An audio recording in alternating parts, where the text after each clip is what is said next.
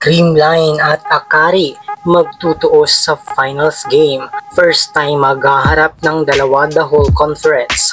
Okaro versus Stanton, Pons versus Sultones. Sino kaya ang aangat this finals match? PLDT supporters sa Creamline susuporta. Galit pa rin sa Akari? Goodie cards, strong, and welcome back to our channel. Pero bago natin yung simulan, please support this channel by clicking like, share, and subscribe, and click the notification bell para updated ka sa ating mga video. Maghaharap na nga ang dalawang kupunan na never pang nagharap this conference. Both teams wearing pink jersey at sino kaya sa kanila ang mananatiling on top? Di na nga mapipigilan ang kanilang pagharap dahil this September 2, 2024 ay maghaharap na nga ang hidwa ang Akari Power Chargers laban sa Creamline Cool Smashers. Sa panig nga ng Akari, this will be their first ever finals appearance sa buong career nito sa PBL. They need to be focused on the game dahil iba na nga ang aura pag final match na. This will give them pressure dahil sa daming crowd na for sure ay pupunuin ng Creamline fans. Although they were composed of talented players like Okaro na one of the best import this PBL conference. Dagdag mo pa si Ivy Laksina at Gretzel Sultones na kayang magbigay ng damage sa depensa ng kalaban. Isa nga sa naging problema ng Akari ay medyo hirap nga silang makadigs, especially kayang-kaya ng targetin ng kalaban. Si Danny Ravena ay minsan nga ay inconsistent ito sa kanyang mga receives.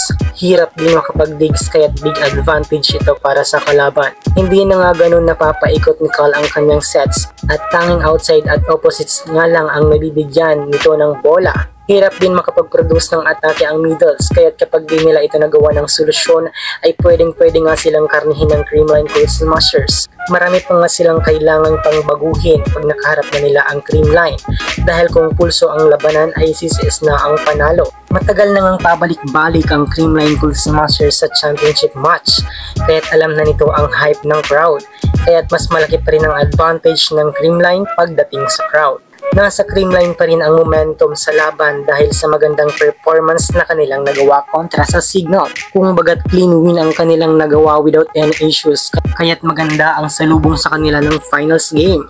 Pons, Stanton at Gumabaw nga ang magiging main gunner nila dahil sa kanilang unstoppable attacks at unreadable na mga drop balls. Magiging malaking factor nga sa CCS ang kanilang depensa at ang magandang first ball kaya't nagagawa ni Negrito na makapag-sets ng maayos. Subalit isa nga lang ang magiging problema nila. Ito ay madalang na pagbigay ni Negrito sa kanyang mga middles at magiging basang-basa ito ng kalaban. But if she change her playmaking sa laban ay for sure mas magiging unstoppable ang Creamline. Mas marami nga sa ngayon ang susuporta sa Creamline dahil until now ay galit pa rin ang ibang fans ng PLDT sa Akari. Kaya't expected nga natin na mas lalawak ang crowd ng Creamline dahil sa kanilang magiging supporters from other teams. Mga ka-Heartstrong, makakapalag ba ang Creamline sa undefeated Akari Power Chargers? O makakaya-kaya ng Power Chargers ang bagsik ng Cool Smashers? Comment down below. So hanggang dito na lang muna ka-Heartstrong. Do not forget to subscribe and click mo na din ang notification bell para update ka sa ating mga videos.